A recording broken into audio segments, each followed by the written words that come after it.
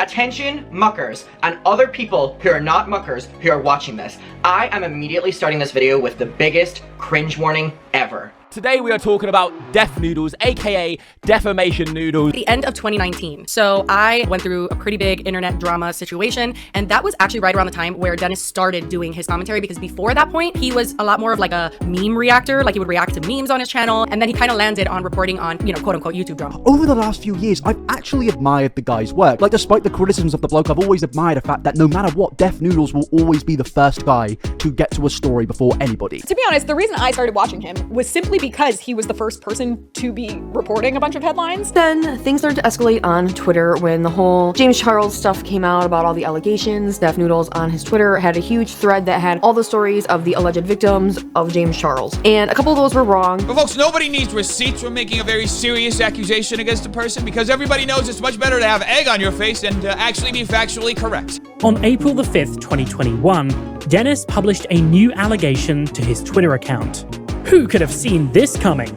It's an obviously faked DM conversation, and if we look in the caption, it's literally tagged with #meme. Who could have seen this coming? Crybaby-in-chief actively seeks to get me deplatformed. Unfortunately for him, he still looks like a... At FBI Los Angeles, put this motherfucker on a watch list. He looks man suspicious. Yes, he tagged the actual FBI in the tweet, which is just mental, isn't it? He's driving me insane. He's lost the plot, completely lost the plot. You see, Def Noodles is going down in subscribers. He is losing fans, and he is alienating his core fan base by changing his whole style. I bet you cried when you got those tattoos. I did. Are you from Detroit? Take a guess. No. Really surprises me that Dennis would stake his reputation as a comedian on this show and then not prepare any material for it. There was no preparation. Everyone was a stranger. I'm also pretty sure it was everyone's first time on stage, so it just became this giant, unhinged, festering petri dish of concentrated cringe. Can't take a joke or a lick of criticism to save his fucking life. Today we're going to be talking about the biggest crybaby on the internet. He's extremely sensitive to criticism. He's cringe, he's unfunny, he's toxic. I'm talking about Def Noodles.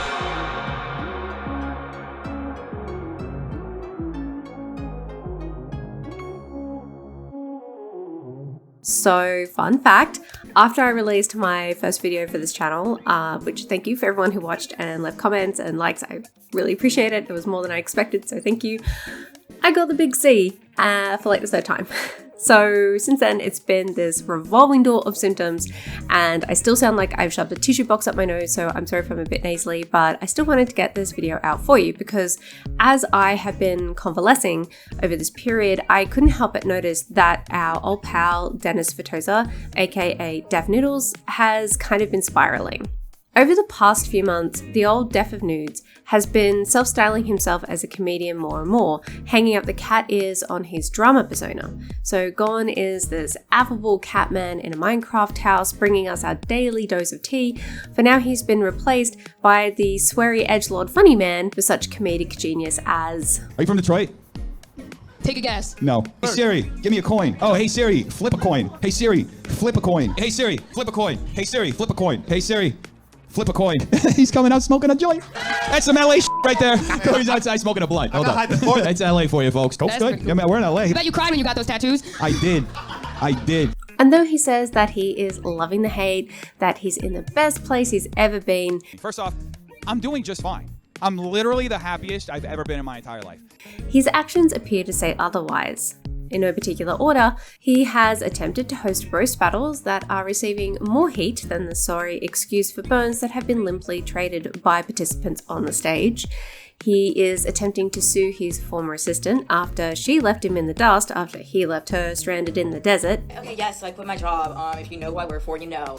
The main thing that pushed me over the edge was Burning Man. So get this, I had to go on a work trip to Burning Man to record a YouTube video. I'm like, okay, cool. I'm assuming my boss is gonna tell me like what I need to bring or like what to prepare for or like anything. So I go, we fly to Reno, we get there, we wait like an hour in line for the rental car place. He goes up with an expired driver's license. I'm sorry, like, well, how did you think you could rent a car with an expired driver's license? So then he's like, you can do it, like me. And they're like, well, the person who like rents the car has to put their card down. So I had to put my card down, like a $400 charge on my card. And so the rental car was under my name. Then we drive to Burning Man, like 3 hours. That shit took 6 hours because he went off-road. He was like, fuck the GPS, I see it over there, let's just drive straight through the desert. Also, I had half a bottle of water with me that entire time. We were in the middle of the desert, no phone service. He just starts going off-road in the rental car, drives in many ditches. Like, we got stuck at one point. I literally thought I was gonna die. And it was like so bumpy, my head fucking was like hitting the ceiling. I was anxious the entire time. We pull up, and then I asked him, I'm like, where are we sleeping? He's like, I'm probably not gonna sleep because I have a lot of work to do, but you can sleep in the car. Oh.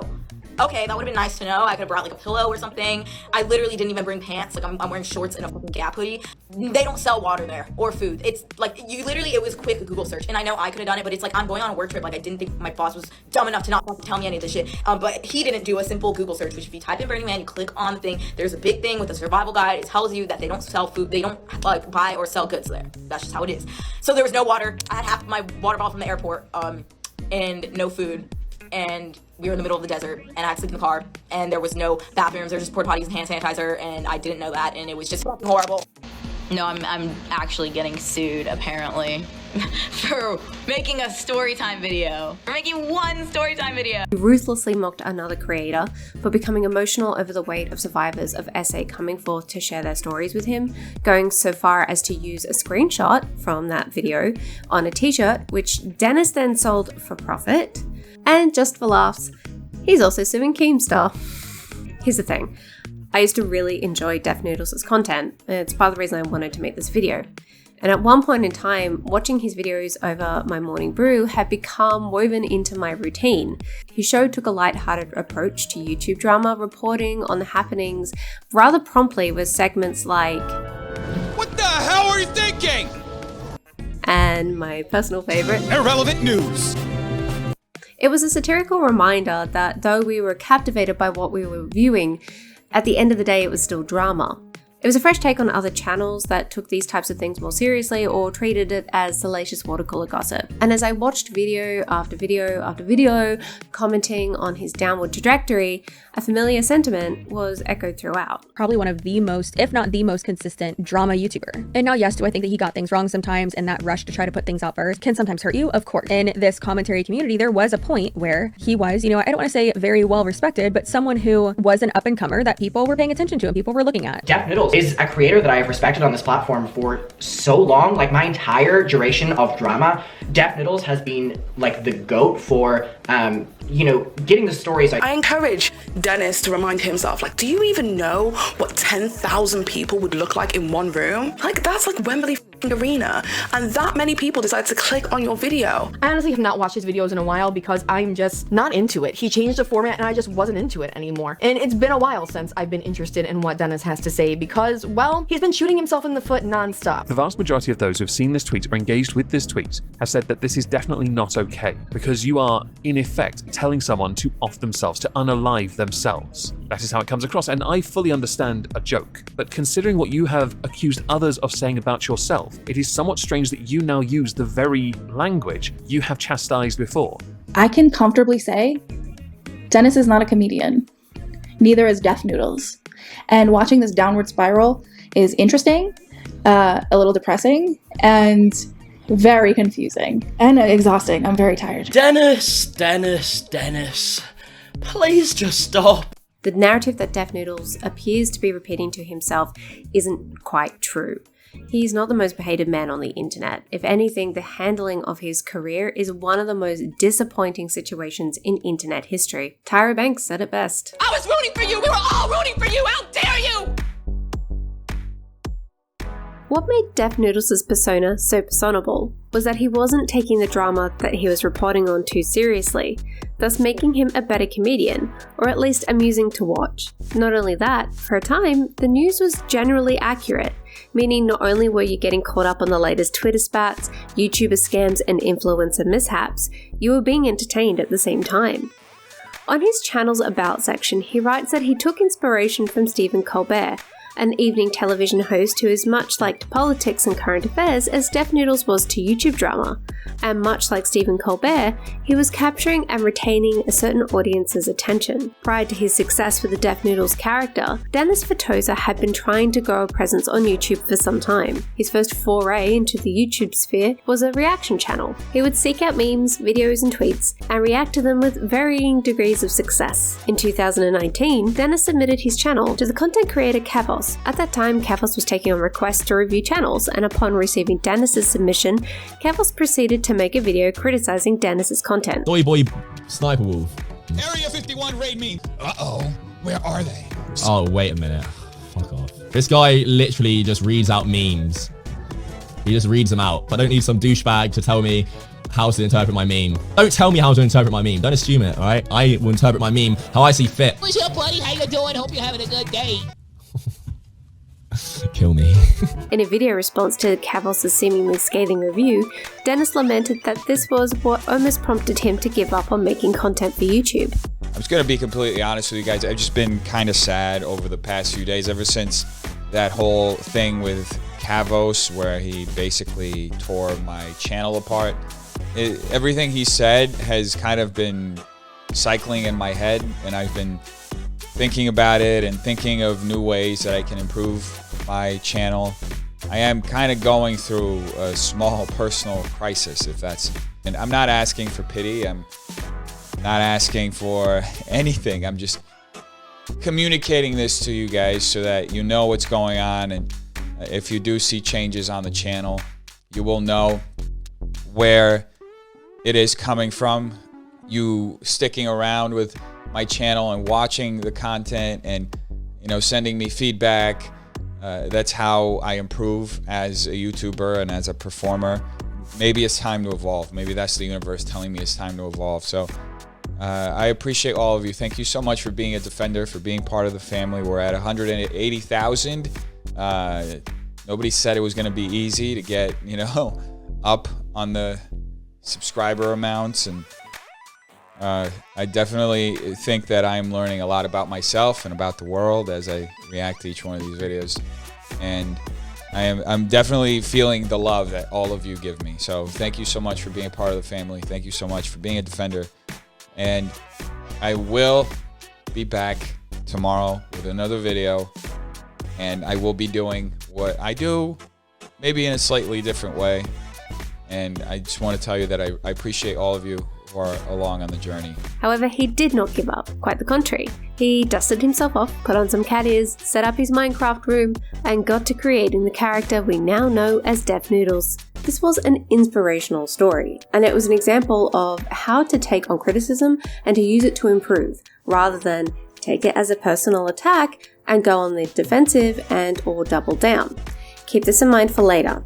Throughout 2020 to 21, the channel exploded. There was more than enough drama going around to feed the masses, and everyone was just stuck at home for some bizarre reason. Mr. Noodles was raking in the views, as he dropped exclusive after exclusive, and it was not long before he was being used as a source for other commentators and tea outlets. He was releasing videos at the same time every morning, and what's more, the videos weren't overly long. You could get caught up on all the necessary tea in 10 minutes, and given the amount of videos that he had now amassed, new viewers who enjoyed the content had plenty to binge. Unfortunately, his dedication to the grind contributed to this sense of value declining, as the pressure to get content out daily led to corners being cut when it came to validating information and rumors.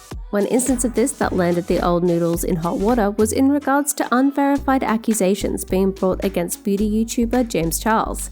Now, James Charles was pretty adept at generating his own controversies, so when Def Noodles dropped these proverbial bombs on Twitter, the news quickly took off.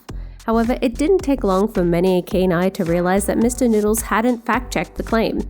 When this was pointed out to him numerous times, he did not immediately remove the tweet. It wasn't until there was a substantial amount of pressure being placed on him to correct the record did he eventually remove it. But the damage had been done.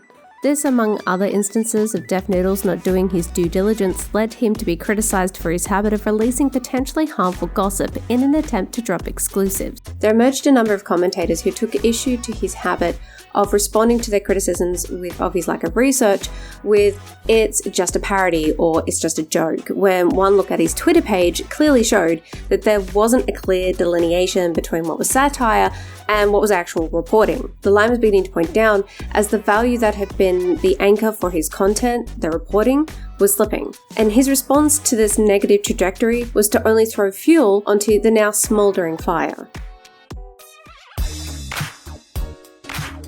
I want to touch on a concept that Def Noodles is focusing on, and that is the nature of the parasocial relationship. He employs the term parasocial defensively when confronted with criticisms from his fan base and his peers. It's weird or unhealthy.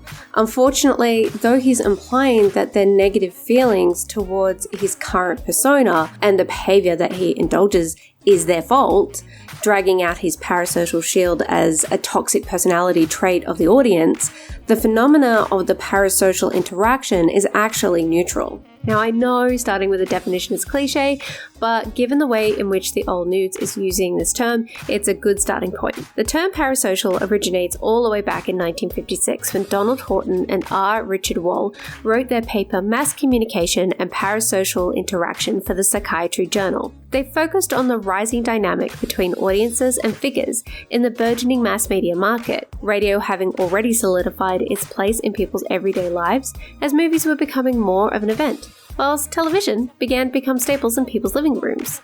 It's an interesting read, particularly as it pertains to the media landscape today. They explain that the public figure engages the audience members in a parasocial way, eliciting a nuanced series of responses that circumnavigate everyday social interactions, thus resulting in the audience feeling closer to the public figure than the public figure does to them. Say we have a person working at an office. At least when we used to work in offices, and they're over at the water cooler, and we're going to call this person Mr. Max Person. So Mr. Max Person may involve himself in idle chit-chat to appear friendly to his co-workers, but ultimately when he walks away from the social interaction, he does not feel any closer to them. Compare that to when he goes home to his significant other. He interacts with his partner on a deeper level, and the interaction is reciprocated. Their bond is friendly, intimate, they're close as they let each other into their internal lives. They're vulnerable, belying a sense of trust and safety. These feelings take a long time to build, hence why we place friendships in and out of circles of intimacy as our lives forever march onwards to the grave. When it comes to engaging in media, these feelings of intimacy, of trust and safety, feelings directed to those close to us are shortcutted by the medium. Public figures, depending on the context, can express vulnerability to their audience through a character, let them in on intimate details of their lives, and relate experiences that elicit a strong emotional response. It sidesteps the usual social barriers, inviting the audience to trust them, to feel safe with them, to engage with them on a deeper level, and, if done effectively, the audience does. But this is not a quirk of the medium. This is its intention. The audience, once engaged, is invited to indulge in this intimacy, as long as the medium runs. Once the experience is over, that sense of an impactful connection is not one that people can just suddenly get over. They've been through it, with it, emotionally bearing the brunt of the relationship that was established between them and what they saw on screen. And again, this is the intention of those communicating using this medium. In the words of Donald Horton and R. Richard Wall, to be sure, the audience is free to choose among the relationships offered, but it cannot create new ones. The interaction, characteristically, is one-sided, non-dialectical, controlled by the performer, and not susceptible of mutual development. There are, of course, ways in which the spectator can make their feelings known to the performance and the technicians who design the programs, but these lie outside of the parasocial interaction itself. Whoever finds the experience unsatisfying has only the option to withdraw. The ire expressed by fans of Def Noodles is a byproduct of the parasocial dynamic as determined by Def Noodles. They are making their feelings known outside of the parasocial interaction itself. They are well within their rights to express these feelings, the most common, at least from my point of view, being this just disappointment. Disappointment is a feeling of melancholy, of hurt, of irritation, of anger, when one's expectations regarding an outcome are not met. When searching online to understand the nature of disappointment, there are an abundance of articles with tips and tricks on how to manage disappointment. One of the top tips being, manage your expectations. Let me know in the comment section below how many times you've ticked that off your influencer bingo card. In your everyday life, it's important to be aware of your expectations and the extent to which they should be met. Having an appreciation of how your expectations align with your values allows you to recognize, understand, and manage disappointment. In the case of Def Noodles, the disappointment felt amongst the audience is a reaction to his current behavior not aligning with the expectations that he had established when he initially pivoted his content towards reporting on drama. I want to note here that the expectations were twofold. Firstly, there were the expectations set forth by the structure of his content. Whilst it was satirical in tone, the information wasn't. As an audience member, you could expect to see humorous commentary on the latest spats between, say, Gabby Hanna and Trisha Paytas. Sure, you were entertained, but you also got those receipts. Secondly, there are a set of expectations that come with the genre of content Def Noodles was employing. He was a T-channel. As he began to rise within that community, the audience he garnered brought with them an understanding of the codes that came with that type of content. Throughout his tenure as an up-and-coming drama channel, he met those expectations, i.e. bringing seemingly verified receipts, showing videos from other social media platforms, and commenting on controversial figures on the drama circuits, whilst doing just enough to subvert them through the use of a satirical tone. However, these expectations were soon not met when his reporting began to lose its critical element, namely its factualness. Earlier, I brought up the incident regarding Def Noodles' explosive reporting on allegations against beauty YouTuber James Charles. In April of 2021, Def Noodles posted this tweet. Who could have seen this coming? James Charles exposed by 14-year-old boy who alleges James Charles reached out to him in Instagram DMs, asking him to add him on Snapchat. Boy informs James he's 14, and James replies, how about now? James commented on TikTok, which is now from 2020. The TikTok referenced in this now deleted tweet was from a satire account. Guys, I just got rejected by James Charles. Apparently after 4 years he has lost interest in me, and I'd be lying if I said I wasn't heartbroken, you know? It's every boy's dream to date James Charles, but I know the boys got me. Please send some love in the comments because this is a really hard time for me. Throughout 2021, Dennis was being called out by more and more creators for being careless about the information he was reporting on, particularly fake accounts claiming to be victims of James Charles. His response to this was to deflect, claiming that his content wasn't to be taken seriously. It was satire after all. It was all just a joke. I want to take a moment to say something here. This situation was what caused me to unfollow Def Noodles' YouTube channel and unfollow him on Twitter, because I was disappointed. His behavior no longer aligned with my values, namely that of integrity and accountability. These allegations are serious. On one hand, if they are not scrutinized or verified, they can do a great deal of damage to a person's reputation and career. Or worse, it can serve to diminish the experiences of any real victims that do come forward. They are now faced with a community that has seen one too many people cry wolf, so when someone comes in with bite marks, no one believes that there's a wolf outside. On the other hand, if they are true, by verifying the claim, the story can be brought forth, provided that the person relaying said story is comfortable with it being publicized in a way that lends credibility to what they're saying. By vetting each claim, you are doing your due diligence, so when someone approaches you with an allegation, people trust what you say when you report on seriously concerning behavior. You owe that to your audience, but more so, you owe that to those that have had to endure truly painful experiences. I mean, for fuck's sake, joke or not, just be a professional. Okay, got that out of my system. Moving on, aren't we? Yes, we are. We're gonna move on. Yes. I want to loop back to this quote regarding parasocial interactions. The interaction, characteristically, is one-sided, non-dialectical, controlled by the performer, and not susceptible of mutual development.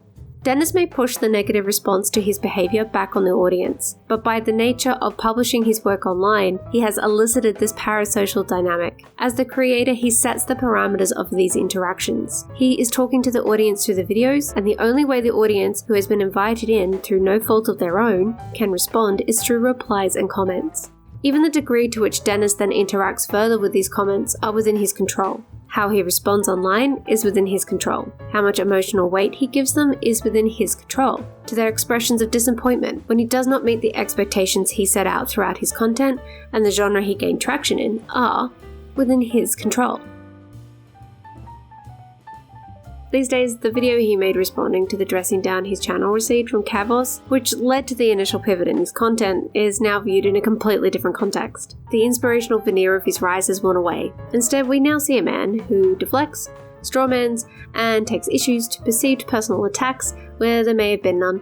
Dennis balks at being called a journalist, continuing to double down on the satire defense. But that's all gone. Funny thing is though, at the heart of this dissonance lies the Krabby Patty secret formula for how and why Def Noodles' content was working, at least for a while. Yes, the tone of his channel was satirical, but the content wasn't.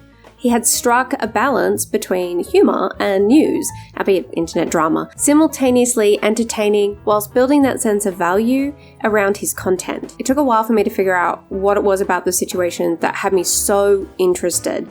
And I realized after watching way too many videos on the situation, everyone just seems sad. The fans are sad, the community is sad, there seems to be this collective sense of disappointment. So when Def Noodles says everyone hates him, all I see is someone reflexively trying to rewrite their own internal narrative. Because hate can be rationalized with black and white thinking. Disappointment though, you have to reflect. You have to hold yourself accountable for those that you have hurt and then take tangible steps to change. But given how things have been unraveling lately and the people that Def Noodles has surrounded himself with, I don't see that happening anytime soon. I kind of hope it does though. So, Defs, we're not angry. We're just disappointed.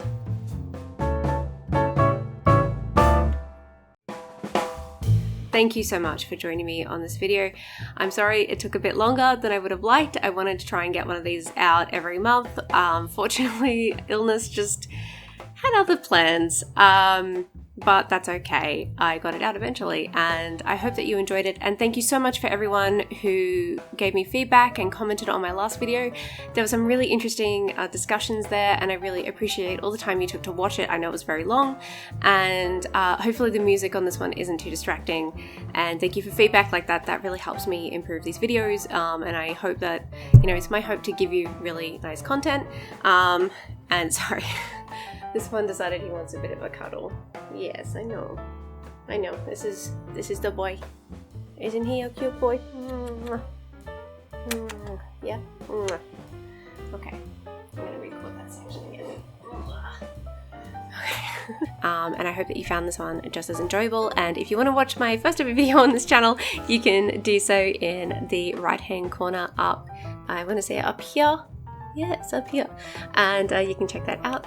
And yeah, I hope that you have a wonderful week. I'm hoping to get these out more often. And if there is a particular topic or person, and it can be anything, I'm happy to look into anything that you would like to have a video on, let me know in the comment section below. I always welcome suggestions like that, and I do read them. If I don't always respond, but I do read them, so don't worry. And thank you so much, and I hope that you have a wonderful week. And yeah, stay safe, stay healthy, and I will see you in the next one. Bye guys.